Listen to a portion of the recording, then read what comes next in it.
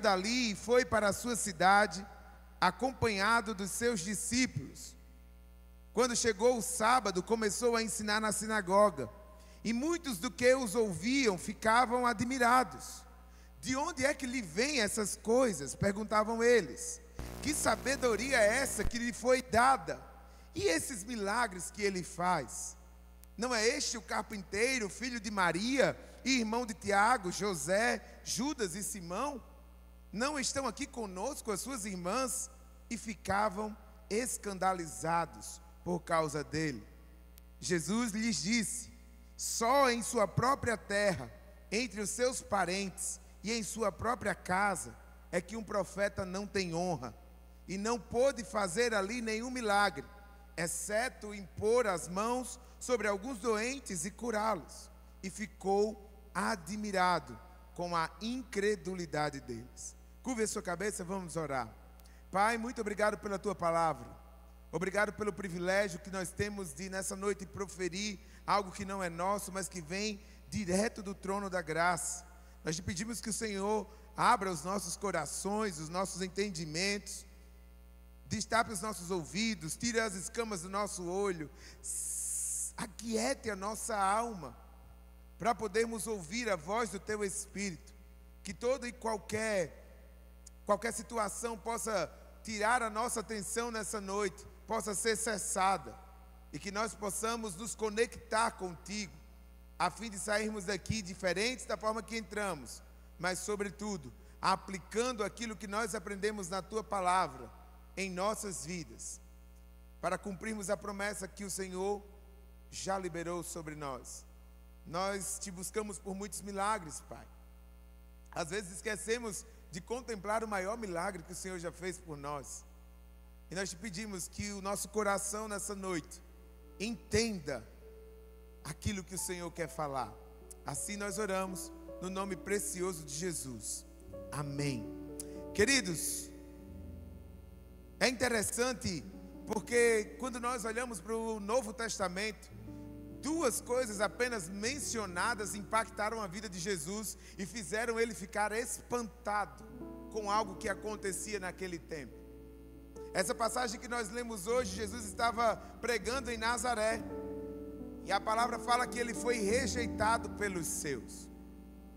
E quando nós começamos a ler o Novo Testamento, nós vamos perceber que Jesus ele ficou admirado com essas duas coisas em duas ocasiões diferentes. Jesus ele ficou espantado primeiro com a fé que aquele centurião teve quando ele pediu que Jesus curasse um dos seus servos. E a segunda vez mencionado no Novo Testamento que Jesus ficou espantado, ficou admirado, foi com a incredulidade e a dureza do coração do povo lá da sua cidade de Nazaré, dos membros da sua família que ali estavam. É por isso que a Bíblia menciona aqui e fala que o profeta não tem honra na sua cidade. Jesus estava ali naquela cidade, estava ali pregando, estava ali totalmente disponível para os seus, mas os próprios seus, da sua própria cidade, da sua própria família, o rejeitaram. E nessa noite eu quero falar com o irmão sobre o que é que impede o nosso milagre chegar. O que é que de fato não acontece na nossa vida, não necessariamente porque Deus não quer fazer milagres na sua vida, mas porque talvez algumas situações, circunstâncias, comportamentos que você tem impedem que Deus ele faça o milagre por completo na sua vida. E para contextualizar essa cena, Nazaré, a cidade onde ele estava, era uma cidade bem pequena ali da Galileia. Os estudiosos vão dizer que eles tinham ali aproximadamente 500 habitantes, ali naquela cidade de Nazaré. Foi onde Jesus viveu e onde Jesus trabalhou por quase 30 anos, como um humilde carpinteiro. Alguns estudiosos falam que Jesus ele trabalhava ali fazendo cangas para juntas de bois, arados de madeira. E Jesus permaneceu ali naquela cidade durante 30 anos. E de repente, Jesus ele iniciou o seu ministério. E aquelas pessoas ficaram assustadas. Aquelas pessoas ficaram sem entender o que estava acontecendo. Aquelas pessoas ficaram se perguntando: como pode, se ele era apenas um carpinteiro? De onde ele tirou tanta sabedoria? De onde ele tirou tanto conhecimento? Como é que de uma hora para outra algo tão incrível como isso comece a acontecer? E aí a primeira reação dos familiares foi imaginar que ele havia ficado louco. Eles olharam para Jesus e disseram assim: como é que pode? De uma hora para outra o homem começou a fazer tudo isso que ele está fazendo e ele não era assim.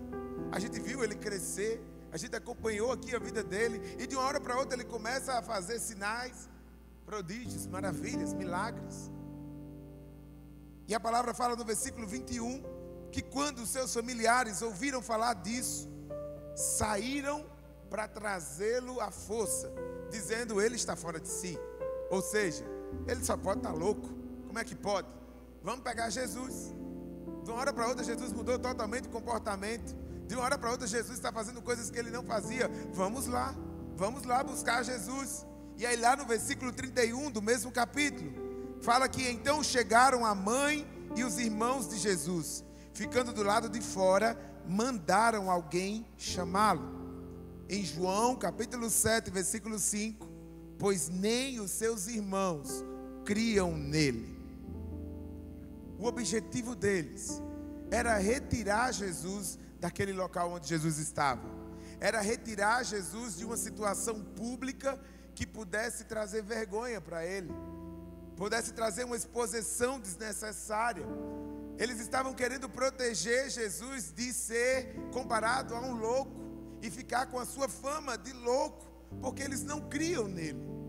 Apesar de conhecê-lo, eles não estavam crendo naquilo que estava acontecendo. Mas Jesus continuou o seu ministério e fez de Cafarnaum a sua base. E aí, quando o nome dele começou a ser espalhado, e ele começou a ficar conhecido em toda a Galileia, inclusive em outras regiões do país, ele volta para Nazaré. E aí é desse contexto que Jesus, ele fica atônito com o poder da incredulidade. É nesse contexto que Jesus ficou espantado por causa da incredulidade. E aí, se você ler comigo o versículo 5, fala que Jesus não pôde fazer ali nenhum milagre por causa da fé das pessoas. É sobre isso que eu quero falar com você nesses instantes que nós vamos passar juntos. E eu gostaria muito que você abrisse o seu coração para fazer uma medição de como está a sua incredulidade para os milagres que só Deus pode fazer na sua vida. Eu quero que você, se possível, nessa noite, abra os seus olhos espirituais para entender que Deus, ele tem muito mais para mim e para você, basta nós crermos. E assim como ele garantiu que se nós crermos, nós veremos a glória de Deus. Se nós crermos num Deus que tudo pode, ao qual nós cantamos, ao qual nós declaramos, ao qual nós rendemos as nossas vidas, nós certamente também veremos o milagre dele acontecer nas nossas vidas. Hoje eu gostaria de aprender com você, com aquele povo de Nazaré, os efeitos que a incredulidade faz na nossa vida. O que é que a incredulidade proporciona que aconteça na nossa vida? Quais são as coisas que ela traz para a nossa vida que nos afetam e que nos impede de sermos pessoas espiritualmente mais saudáveis na nossa vida espiritual? E aí eu já começo a responder essa pergunta nessa noite. O que impede o meu milagre é a incredulidade. Você pode repetir comigo? O que impede o meu milagre é a incredulidade. E você pode dizer assim para mim: pai, pastor, eu não sou incrédulo. Eu não sou uma pessoa que sou incrédula, eu creio no Senhor. Eu creio em Jesus Cristo como meu único, suficiente Senhor e Salvador. Eu creio que Ele pode curar. Eu creio que Ele pode fazer nova todas as coisas. Eu creio que Ele pode me salvar. Eu creio no Senhor. Eu sei que você crê no Senhor. Mas há algumas situações talvez que você faça na sua vida que podem impedir que você contemple o milagre de Deus. E a primeira situação que eu quero ver com os irmãos se encontra lá no versículo 2. Leia comigo. Quando chegou o sábado, começou a ensinar na sinagoga, e muitos dos que ouviam ficavam admirados.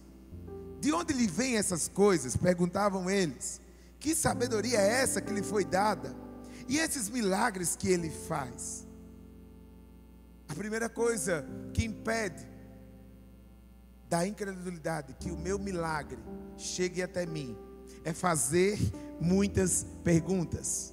Repita comigo: fazer muitas perguntas. Queridos, as pessoas ali de Nazaré, elas começaram a perguntar muito sobre Jesus. Como nós podemos ver nesse versículo 2 aqui, eles estavam indagando, eles estavam perguntando, querendo entender como era que Jesus estava conseguindo realizar aquelas maravilhas.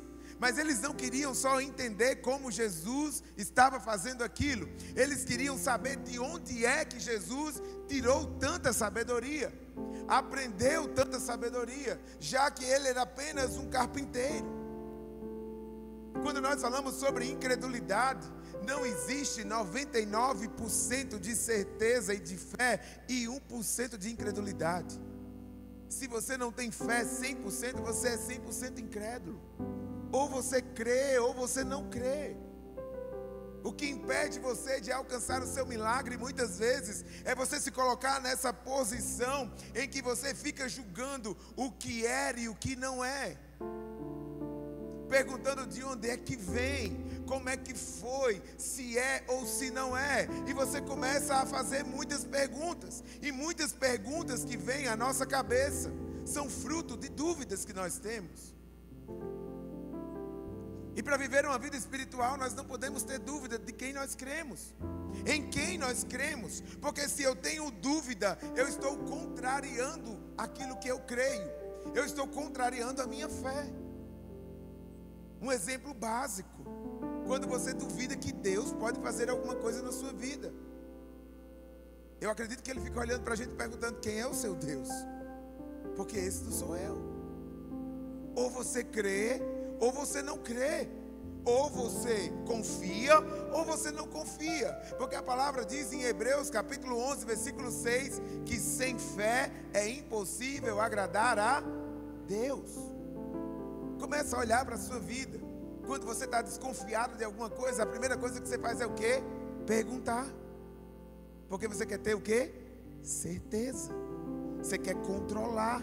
Você quer administrar aquela situação da melhor forma possível. Logo, você não dá um passo sem antes fazer muitas perguntas, sem antes questionar o que está havendo. E o que acontece com a maioria de nós é que a incredulidade, ela acaba escurecendo o que é óbvio. Quando eu estava meditando nessa palavra, eu fiquei pensando o quanto nós somos irresponsáveis com a nossa fé. O quanto nós proferimos quando nós estamos na casa do Senhor quem é Deus, mas quando nós colocamos o nosso pé fora da casa de Deus, nós começamos a duvidar do próprio Deus que nós estávamos exaltando. Como nós somos meninos, muitas vezes, meninas, imaturos e imaturos, porque mesmo diante do óbvio, estamos permitindo que a incredulidade escureça a nossa visão, que a incredulidade escureça o que é óbvio. O que é óbvio, querido, é que, como diz o versículo 1 ali, Jesus saiu dali e foi para a cidade, acompanhado dos seus discípulos, e aquela ruma de perguntas, como a gente fala, aquela ruma, começaram a ser feitas ali, tentando entender o que era que ele era, quem ele era, e eles já tinham um conceito de quem Jesus era. Jesus era um carpinteiro da cidade, logo, ele não poderia fazer essas coisas. Quem ele acha que é? Um carpinteiro, filho de Maria, aqui da cidade. De onde é que ele tirou tanta sabedoria? De onde é que ele conseguiu fazer tantos milagres? A palavra de Deus em Lucas capítulo 4, versículo 22, dizia assim: todos falavam bem dele e estavam admirados com as palavras de graça que saíam de seus lábios, mas perguntavam: não é este o filho de José? Estavam maravilhados, contemplavam aquilo que ele estava fazendo, estavam sendo beneficiados, mas a dúvida estava plantada no seu coração. E aí diziam: mas não é esse o filho de José? Será que é isso mesmo? Será que ele pode mesmo? Era óbvio que o Espírito do Senhor estava sobre ele, estava sobre Cristo. Ele era o Messias prometido, como já havia sido lido nas Escrituras, e o povo tanto esperava. Ele estava ali disponível, mas parecia impossível e até revoltante para alguns, porque a incredulidade escurece o óbvio. Quando eu não creio, a minha visão, ela começa a ser deturpada. Quando eu não tenho fé, quando eu não confio, eu começo a duvidar, porque isso é do nosso coração pecaminoso. Eu começo a não crer, e a incredulidade, ela está disfarçada nas perguntas que nós fazemos. Pode observar, quando você está incrédulo, você começa a perguntar, você começa a questionar, você começa a justificar, até que algo lhe convence. Mas quando nós tratamos do Senhor, quando nós falamos de quem é Deus na nossa vida, quando nós falamos do que Ele tem feito na nossa vida, será que nós não temos agido como aquele povo lá de Nazaré? Achando lindo o que Ele faz, contemplando as maravilhas dEle, mas perguntando: será que Ele faz mesmo? Será que Ele olha para mim mesmo? Será que Ele me conhece pelo nome? Tem tanto crente sabendo aí e achando que Jesus não conhece ele por inteiro ainda. Tem tantas pessoas achando que Jesus não olha de uma forma individual para cada pessoa. Nós precisamos deixar de fazer muitas perguntas. Nós precisamos aprender a confiar em Deus. Nós precisamos deixar a incredulidade de lado e acreditar naquilo que é óbvio. Existem questões óbvias da nossa fé, que se eu perguntar, nós não vamos saber responder.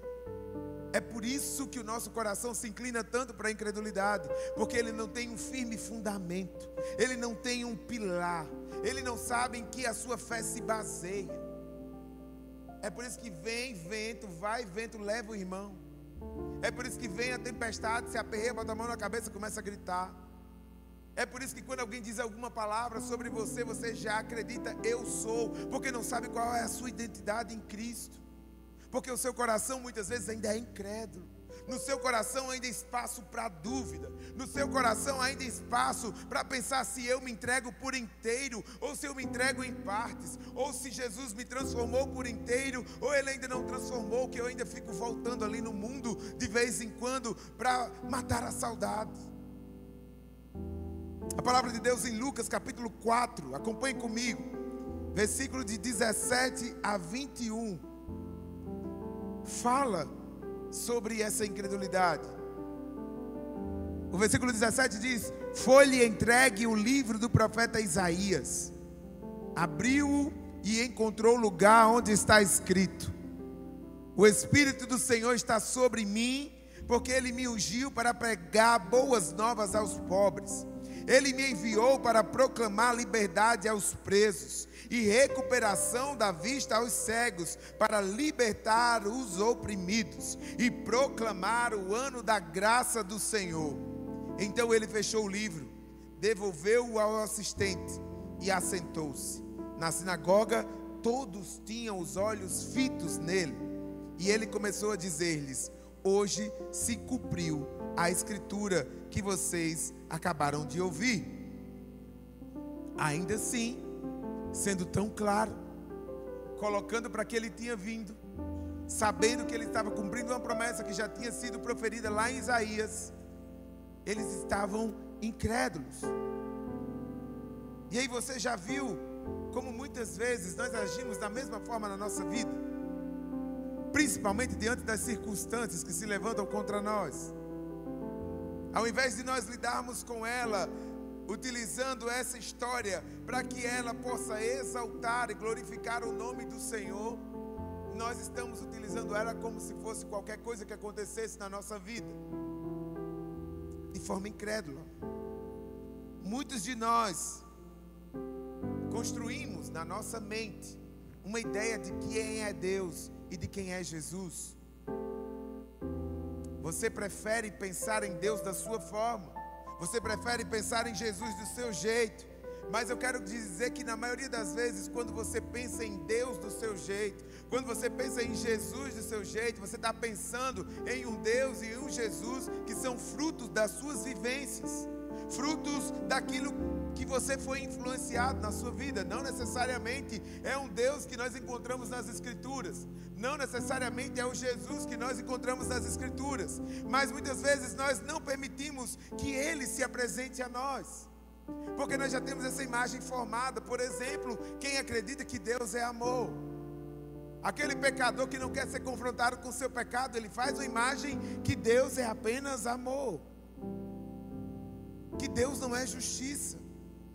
E aí ele se apega àquela imagem, àquela fantasia de quem Deus é para ele, e começa a utilizar aquela imagem como se Deus fosse somente aquilo que ele acredita que é, como se Jesus fosse aquilo que ele acredita que é. E isso impede, meu irmão, que Jesus se apresente para você como Ele realmente é. Isso impede que a palavra de Deus penetre no seu coração e comece a arder para aceitar a graça dEle.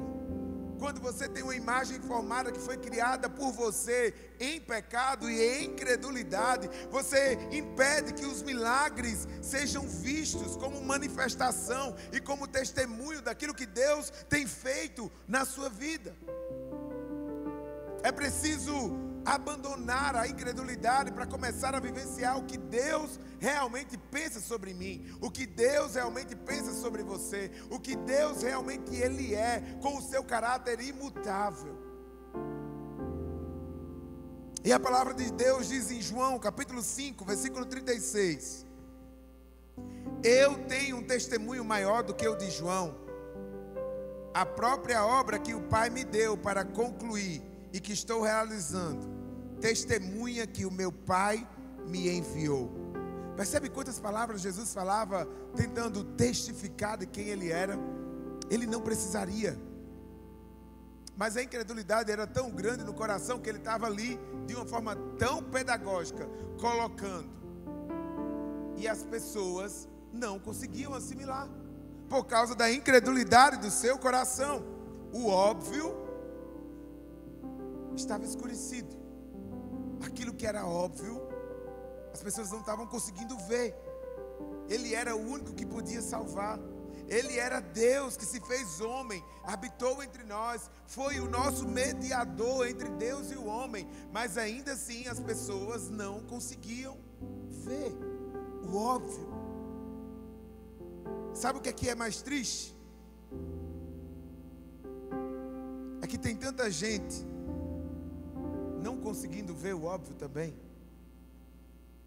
Tem tanta gente com o coração incrédulo que não está vendo o óbvio, que não consegue ver a manifestação da glória de Deus através de seus milagres, porque não consegue limpar a visão, porque está com a visão turva, está com a visão escura, e não consegue contemplar. Você sabe por que isso acontece, meu irmão? Talvez você se aplique a isso. Primeiro, tradição religiosa. Tradição religiosa é danado para fazer você ser incrédulo. Você se apega à tradição e esquece o principal. Ceticismo filosófico, pensamentos políticos, posição social. Aquilo que você vai pensando vai moldando quem você é, e isso vai vendo como é o seu coração. Isso vai demonstrando o seu nível de incredulidade. E aí a pergunta nessa noite é: será que Jesus... Eu faço essa pergunta para você com muito amor e com muito respeito, porque Ele me fez essa pergunta. Mas será que quando Jesus olha para você hoje, Ele não se espanta com você por causa da sua incredulidade? Será que quando Ele olha para você hoje, Ele se satisfaz com aquilo que você responde para Ele? Com o que Ele vê? Porque existe outra coisa além de fazer muitas perguntas. que impede que o nosso milagre chegue até nós? Está lá no versículo 3. Não é este o carpinteiro, filho de Maria, irmão de Tiago, José, Judas e Simão? Não está aqui conosco as suas irmãs? E ficavam escandalizados por causa dele. Segunda coisa que impede que o seu milagre chegue até você é: nós damos muitas respostas prontas. Repita com você mesmo: eu dou muitas respostas prontas, muita justificativa. Eu fico assim como eles. Não é possível. Ele é o carpinteiro, filho de Maria, irmão de Judas. Já tem uma resposta pronta. Os conhecidos lá da família de Jesus, ali naquela cidade em Nazaré, onde ele foi criado, sabiam quem era o mestre desde a infância. Eles conheciam, sabiam tudo sobre a sua família. Por isso que eles não conseguiam perceber quem realmente era o Filho de Deus. E aí nossas respostas prontas, as nossas teologias, a nossa religiosidade, muitas vezes impede que o milagre aconteça em nossa vida. Por quê, pastor? Porque a incredulidade se disfarça nas respostas humanas. Fica disfarçado. E aí a incredulidade eleva o quê? O que é irrelevante. A incredulidade, ela tem o poder de tirar aquilo que realmente importa do centro e tornar aquilo que não é relevante ser relevante. Você que não tem aprofundamento bíblico, você sempre vai ser tentado a olhar para o que é irrelevante. Quando nós olhamos para aquilo que é irrelevante, o nosso coração está buscando uma justificativa para o nosso pecado. Tornar o que é irrelevante, relevante aos olhos, aos nossos olhos. Isso não quer dizer que aos olhos de Deus é. Mas aí Jesus, no versículo 4 diz, Jesus lhe disse: só em sua própria terra, entre os seus parentes e em sua própria casa, é que um profeta não tem honra. O segundo efeito da incredulidade é justamente você dar muita resposta pronta. É você elevar o que é irrelevante e diminuir aquilo que é relevante. O óbvio estava ficando escurecido, como nós vimos. Será que é Deus? Será que é de Deus? Será que é isso mesmo? Aí depois desse questionamento, dessa pergunta, vem a justificativa agora. Primeiro eu tenho dúvida, faço muitas perguntas. Agora eu começo a tentar justificar. Para justificar o quê? O meu escurecimento, a minha visão turva. Eu quero algo que me faça acreditar que eu realmente estou certo e que o meu argumento é relevante. Nós podemos ver isso através do exemplo que eles mesmos deram. O primeiro exemplo que eles deram foi dizer que ele era filho de quem? De Maria. É o filho de Maria. Normalmente os judeus eram conhecidos pelo nome do pai. Então era filho de alguém. Filho de Maria. O judeu sempre cita o nome do pai. Então, por isso que era sintomático para eles dizer, é Jesus, mas ele é filho de Maria. Muito provavelmente eles estavam criticando, dizendo assim, é o filho de Maria e ainda é bastardo. Como é que ele pode estar fazendo tudo o que ele está fazendo? Como é que ele está, como ele se desenvolveu tanto de uma hora para outra? Como é que esse bastardo poderia ser um ungido de Deus de uma hora para outra? Será que Deus ele reteria o seu Espírito Santo a uma pessoa por causa do seu nascimento? Mas o que acreditava ali naquele tempo, o que eles estavam vivenciando, era uma incredulidade. E a incredulidade sempre eleva o irrelevante. Depois que eles pegaram como filho de Maria, eles foram para o carpinteiro para justificar, porque a incredulidade escurece o óbvio. Então, já fiz com Maria, agora vamos fazer com o carpinteiro. Ele não foi formado por nenhuma das nossas escolas teológicas de tradição. Como ele pode ministrar dessa forma? Como ele pode falar dessa forma? Será que Deus pode usar alguém assim? Deus usou e usa quem Ele quer. E aí me permitam abrir um parênteses aqui para falar realmente do quanto Deus faz as coisas extraordinárias. Deus usou o pastor Márcio Valadão, desde a sua formação do seu pai, para largar tudo que ele tinha e começar a ser pastor na nossa denominação. Há 63 anos atrás. Deus usou vários homens e tirou os homens de onde eles estavam, para que eles pudessem fazer o que Deus estava mandando ele fazer. E aí eu abro parênteses aqui para falar sobre isso, porque isso acontece com muitos pastores leigos. É isso que aconteceu com o pastor aqui da Lagoinha Pau dos Ferros. Há 2 anos atrás, ninguém dava nada por ele. Eram muitas perguntas. Todo mundo querendo entender como é que pode, de uma hora para outra. Todo mundo perguntando como é que isso acontece, que há 2 anos está acontecendo isso tudo aqui. Pessoas tentando justificar aquilo que é óbvio, aquilo que não sou eu, aquilo que não é você, aquilo que não é a igreja, aquilo que é Deus que faz. Mas nós temos essa mania, esse vício de ter respostas prontas para tudo. E eu quero dizer algo com muito amor e muito respeito para vocês. Quando a gente tem resposta para tudo, meus irmãos, preste atenção nisso. Quando a gente tem resposta para tudo, pode observar, tem muita vulnerabilidade na nossa vida. Tem muita brecha aberta. E que nós queremos fechar dando resposta para tudo. Logo, se eu der resposta para tudo, ninguém percebe a brecha que tem na minha vida. Aí eu já vou maculando, eu já vou criando aqui um muro, porque aí ninguém descobre como é a minha vida, o quanto vulnerável eu sou. A incredulidade sempre vai elevar o irrelevante. Perceba o que é que você faz quando você vai falar do pecado de alguém. Ao invés de falar e estender a mão para salvar o irmão, para abençoar a vida do irmão, você pega o irrelevante, o erro dele, para exaltar. Aí você faz perguntas, aí você justifica, aí você fala, como se tivesse agido como aquele povo, incrédulo. Muito provavelmente eles eram daquela forma porque conviveram com Jesus, conheciam Jesus e eram pessoas simples. Mas a grande lição que nós tiramos aqui é o seguinte: é que quando nós temos um pensamento enraizado na nossa mente, a nossa mente sempre vai se fechar para o óbvio. Então, se você aprendeu que Deus era uma pessoa ruim e se fechou nesse pensamento, Ele nunca vai ser um pai amoroso para você.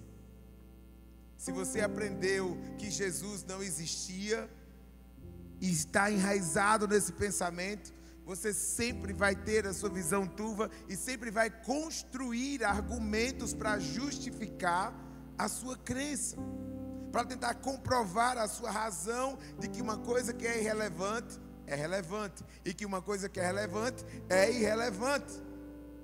Mas nós temos visto isso acontecer inúmeras vezes quando nós falamos em relação à nossa fé. Ah, pastor, eu não creio na Bíblia porque a Bíblia é um papel e aceita tudo. Ah, pastor, é muito relevante porque os homens foram inspirados por Deus. Quem sabe naquela época se eles colocaram realmente no papel o que Deus queria que eles colocassem. Aí essas mesmas pessoas que fazem essas afirmações são as mesmas pessoas que acreditam na ciência filosófica, que acreditam em homens como Platão, como Descartes, que nem inspirados por Deus foram e escreveram coisas, e eu pego para mim como se fosse coisa absoluta, cujos escritos não tiveram nenhuma preocupação com a palavra de Deus. Quantas vezes nós justificamos os nossos afastamentos de Deus, da comunhão do Espírito Santo, pelas coisas irrelevantes que nós temos feito? Por exemplo, me afastei porque o pastor não foi na minha casa. Me afastei porque o pastor é só mais amigo de fulano, de ciclano. Me afastei porque na igreja ninguém olha para mim. Me afastei porque na igreja não me deixam fazer nada. Justificativo o nome disso. Justificativa. Justificativa pegando algo que é irrelevante para tapar aquilo que é relevante. O óbvio, meu querido, já está posto para você. Você precisa aprender a deixar de fazer perguntas. Você precisa também aprender a deixar de dar muitas respostas prontas, como se você soubesse de tudo.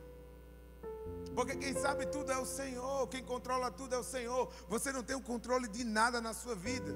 Hoje eu perguntei a um jovem: o que é que você controla? E aí ele foi dizendo: você não controla nada, meu filho. Quem controla tudo é o Senhor na nossa vida.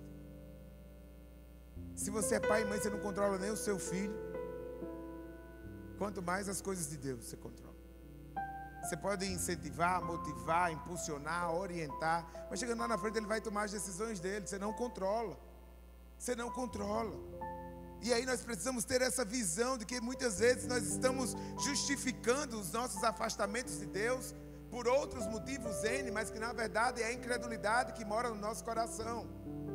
É aquilo que está dentro de mim, que tomou conta do meu coração. E quando isso ocorre, eu começo a olhar para coisas irrelevantes e justificar a minha falta, a minha ausência, a minha carência por algo que eu não valorizo como relevante.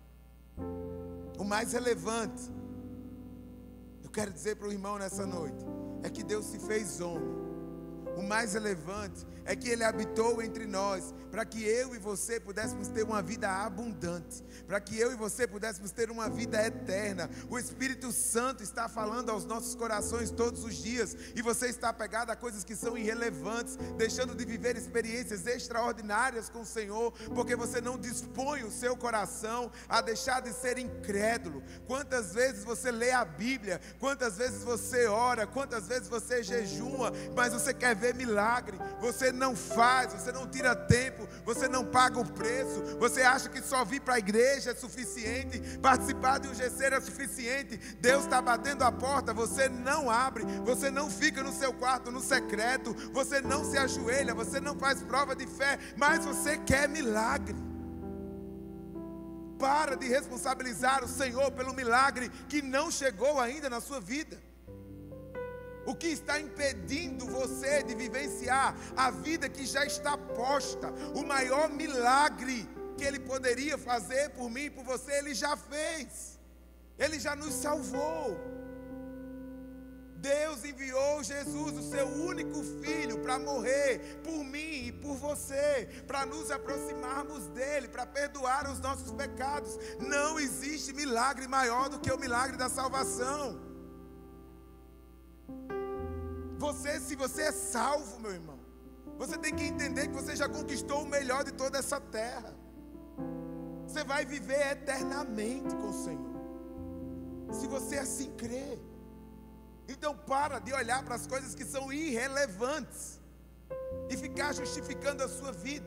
Eu quero milagre, eu quero milagre, eu quero milagre, eu quero vitória. Tá bem, graças a Deus, glória a Deus que você queira.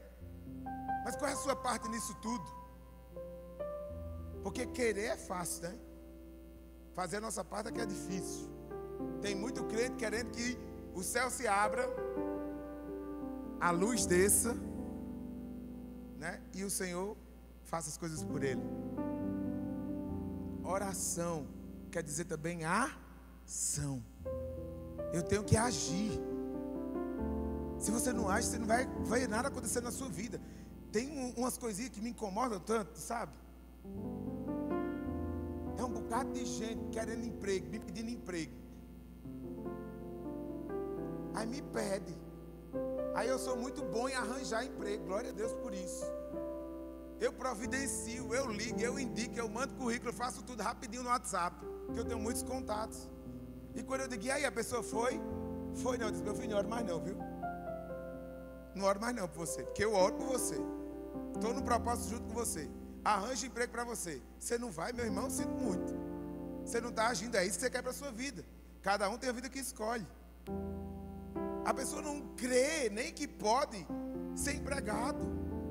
A pessoa quer que o Senhor abra a porta, dê um banho, levante, bote no mototáxi, leve lá para o canto. Mas não dá, meu irmão. Nosso coração tem que crer que o Senhor pode, o Senhor provê meios a todo tempo. O O Senhor está abrindo porta para você a todo tempo. Você sabe o que é que nos faz não perceber as portas que estão diante de nós para serem abertas? A incredulidade do nosso coração.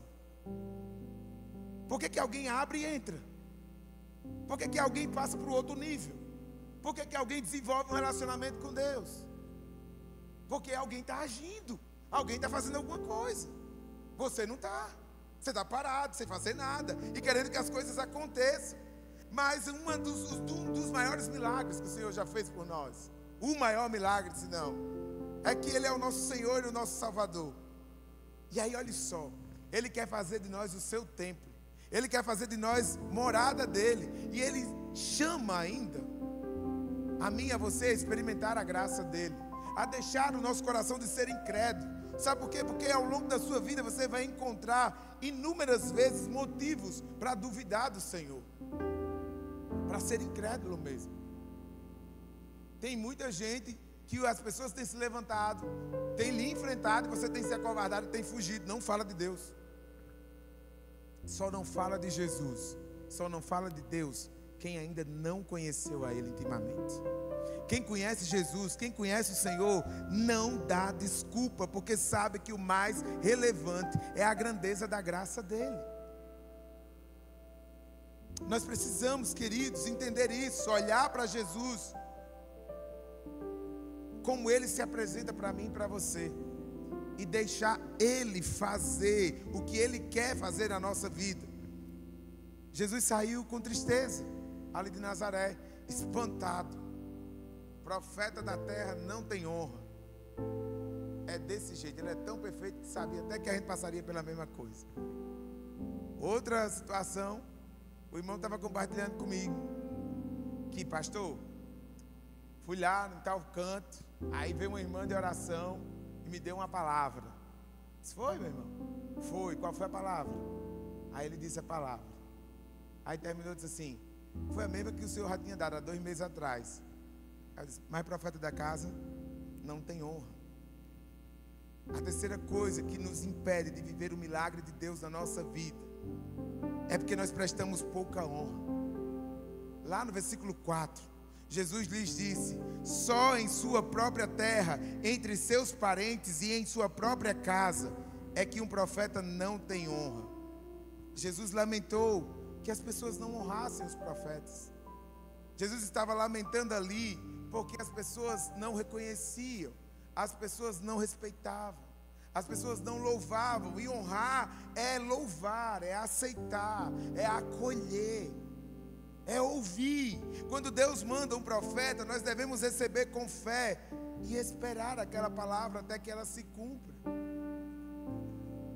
Às vezes o milagre já foi liberado, já foi profetizado sobre a sua vida, mas você está esperando uma coisa tão extraordinária acontecer, que você esquece que Deus é um Deus de detalhes. O milagre talvez que Ele quer fazer não é no grandão, não é no sobrenatural, é no dia a dia. Há milagre até em você lavar a louça da sua casa. Há milagre em você ser uma pessoa que mantém sua casa organizada. Há milagre em você ter um ambiente para repousar quando você chega cansado dos seus dias. Há milagre em todos os lados da nossa vida, meu irmão. Nós precisamos entender que o milagre compete a Deus. A nossa parte é somente honrar a Ele. E se eu não honro a Deus como Ele merece ser honrado, logo eu não tenho intimidade o suficiente para receber esses meus milagres. Porque se eu não sei nem pedir, quanto mais agradecer. Nós honramos pouco os profetas. Sabe por quê? Porque a incredulidade, ela se disfarça na falta de honra. A gente não está acostumado a honrar ninguém, infelizmente. A gente quer ser honrado, mas a gente não quer honrar. A gente acha que pode tratar o pastor de qualquer jeito. E não é que eu sou um ser de luz, de anjo, não. Mas a gente tem que honrar. A gente tem que honrar o nome do Senhor. A gente tem que honrar a casa do Senhor. Não é cinema, não é boate, não é discoteca. É casa do Senhor, tem reverência, tem presença do Espírito do Senhor aqui. Embora que tenha luz, tenha LED, tenha tudo, mas tem presença de Deus aqui. Nós temos que nos comportar como nós estivéssemos no templo, diante do nosso Pai. A gente precisa aprender a honrar. A gente precisa aprender a cumprir os nossos compromissos, cumprir a nossa palavra. E aí você começa a perceber, você é muito incrédulo quando você começa a faltar com a sua palavra. E o que é que você diz? Que uma pessoa que não tem palavra, ninguém confia nela, sim ou não? Você não diz isso, sim ou não? Como é que está a sua palavra diante de Deus? Ele pode confiar em você? Ele pode olhar para você e se regozijar? Ou falta honra ainda? Lucas 19, de 41 a 42. Quando Jesus chegou perto de Jerusalém e viu a cidade, chorou com pena dela e disse: ah, Jerusalém, se hoje mesmo você soubesse o que eu preciso para conseguir a paz, mas agora você não pode ver isso. Mateus 23, 37. Jesus terminou dizendo: Jerusalém, Jerusalém, que mata os profetas e apedreja os mensageiros que Deus lhe manda. Quantas vezes eu quis abraçar todo o seu povo, assim como a galinha ajunta os seus pintinhos debaixo das suas asas, mas vocês não quiseram. A palavra para você nessa noite, meu irmão, é a mesma para Jerusalém. Quantas vezes o Senhor quer colocar você debaixo das asas dele, liberar os milagres que só Ele pode liberar, mas as suas ações têm impedido você de viver os milagres que Ele tem para a sua vida. A pergunta nessa noite é: você quer? Você deseja viver o milagre do Senhor na sua vida? Ou você quer continuar impedindo que Ele haja por inteiro? O milagre que você está buscando há tanto tempo pode estar ao seu dispor nessa noite, se você crer. Quero convidar você a ficar em pé onde você está. E enquanto nós cantamos, eu quero que você fale com o Espírito Santo e peça Ele para sondar o seu coração, sondar a sua mente, mostrar de forma nítida a incredulidade que talvez está no seu coração, que impede você de se chegar mais próximo dEle, que impede você de reconhecer o milagre, de ser abençoado por Ele. Agora é você e Deus. Não tem nada a ver comigo. É você com o Espírito Santo.